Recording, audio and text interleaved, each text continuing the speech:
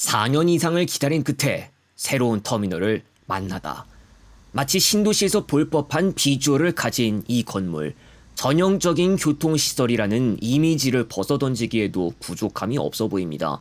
이전까지 임시정류소를 이용하면서 불편했던 점은 이만저만이 아니었지만 정규 터미널이 새로운 형태로 다시 등장하면서 우린 쾌적한 터미널을 이용할 수 있게 됐습니다.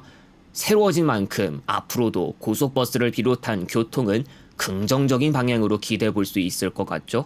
그런데 이후의 상황은 새로움의 시작을 통해 밝아졌다고 할 수 있는 것과는 반대로 어두울 것으로 보입니다.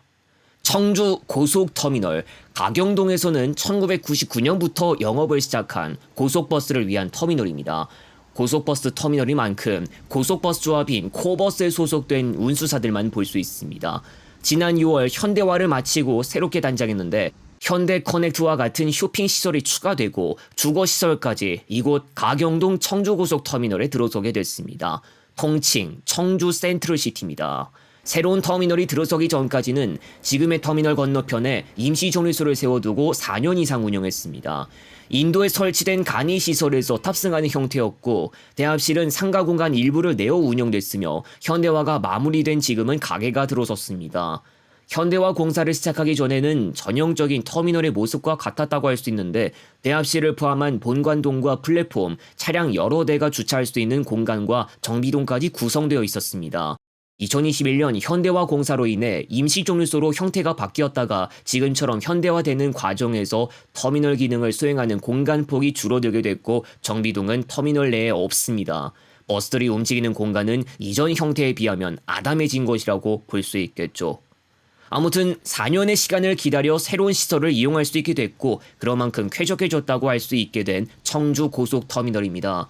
이렇게 번듯한 터미널을 다시 이용할 수 있게 됐는데 미래를 생각하면 반대로 어두울 것으로 예상되는 이유가 따로 있습니다. 터미널 기능의 한정에서 말입니다. 청주 고속터미널은 예전에도 이용할 수 있는 행선지 수는 많지 않은 편이었습니다. 그때에도 메인은 서울 경부행버스였고 지금과 크게 다르지 않게 자주 운행되고 있었습니다. 남부지방으로 가는 고속버스들도 역시 있었지만 해를 거듭하면서 행선지 수가 점점 줄어들었습니다. 예전 터미널 시기 당시 간판에 부산 사상행이 운행한다는 안내도 볼 수 있었고 2023년부로 영업을 중단한 서울 상봉터미널행도 청주 고속터미널에서 출발했습니다. 부산 사상행은 없어져도 부산 노포행으로 어느 정도 대체될 수 있겠고 상봉터미널도 마찬가지겠지만 청주 고속터미널에서 이용할 수 없는 행선지가 올해 추가로 생겼습니다. 그동안 속리산 고속에서만 단독 운행했던 청주고속 동대구 노선이 대성고속의 청주시외 구미 대구 서부 노선과 통합되고 청주시외 구미 동대구 노선으로 조정되면서 청주고속터미널에서 이용할 수 있는 노선 수가 4개로 줄어들었습니다. 대성고속에 담당하면서 속리산 고속의 대구철수까지 이루어진 건 덤입니다. 앞으로 남은 노선 수는 4개지만 여기서 절반은 앞으로의 상황을 긍정적으로 보기가 힘들어 보입니다. 철도와의 경쟁력을 생각했을 때 거진 답이 나오는 셈입니다. 청주고속터미널에 남은 남부지방 방향 노선인 광주행과 부산 노포행은 현재 각각 4회만 운행하거나 4에서 5회씩 운행하고 있습니다. 광주행의 소요시간은 2시간대지만 부산 노포행은 거리가 더 길어서 3시간을 넘습니다. 이들은 모두 고속열차와 비교했을 때 배차 횟수와 소요시간 면에서 뒤처지고 있습니다. 고속열차는 오직 오송역에 정차하기 때문에 청주 시내까지의 접근성은 좋지 않은 편으로 평가되고 있습니다. 그러나 역으로 배차와 소요시간을 통해 고속버스를 앞서 나가면서 다른 측면에서 경쟁력을 강화하게 된 셈입니다. 이전에 청주고속 동대구 노선도 고속열차에 비하면 경쟁력은 떨어지는 편으로 평가될 수 있었고 그나마 고속열차를 곧바로 이용하긴 어려운 구미경유로 선회해볼 수 있었습니다. 금호고속과 삼화고속도 청주고속터미널에서도 영업했지만 왜 철수해 있는지는 이것을 통해서나마 유추해볼 수 있겠습니다. 서울 방향버스는 상대적으로 버스가 힘쓰기 괜찮은 조건에 해당하고 있습니다. 물론 고속열차가 배차도 좋고 빠른 시간에 이동하지만 청주 시내 접근성이나 시내버스 환승 과정 등에서 변수가 작용하고 있습니다. 참고로 급행버스를 타야 가경동 오송역 간을 약 20분 만에 이동할 수 있습니다. 물론 버스가 각종 도로망을 활용하고 어떠한 절차를 거쳐 경로나 정차지 구성을 변경해서도 운행할 수 있다는 특징도 가지고 있지만 수요를 잃어버리면 감회 가능성도 열릴 수 있고 심각하면 운행 중단도 할 수 있는 현실적인 문제도 존재합니다. 차라리 청주고속터미널에서 완전히 다르고 새로운 수요처를 찾는 건 어떨까?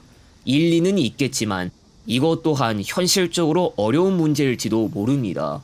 힌트는 옆 터미널인 청주시외 버스 터미널에서 찾아볼 수 있습니다.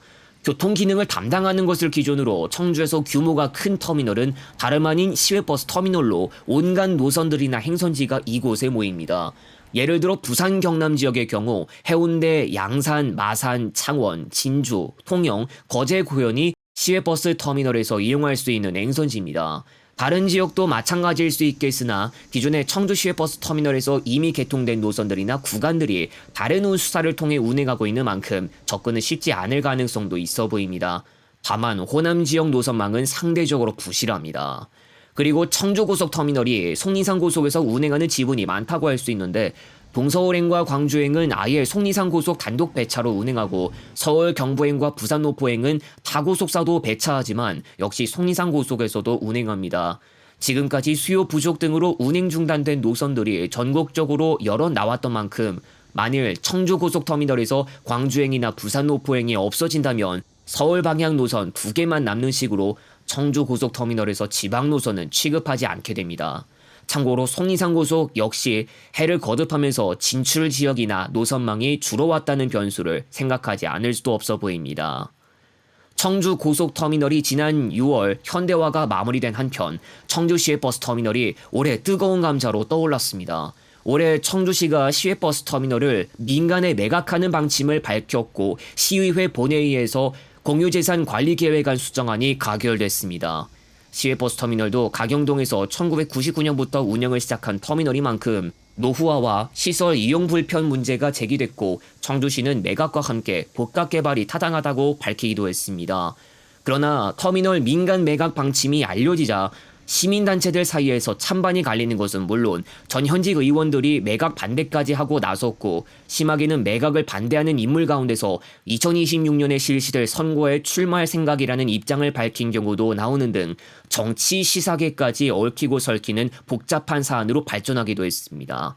다가오는 2026년 이러한 문제를 두고 치열한 공방전이 벌어질 것으로 보입니다.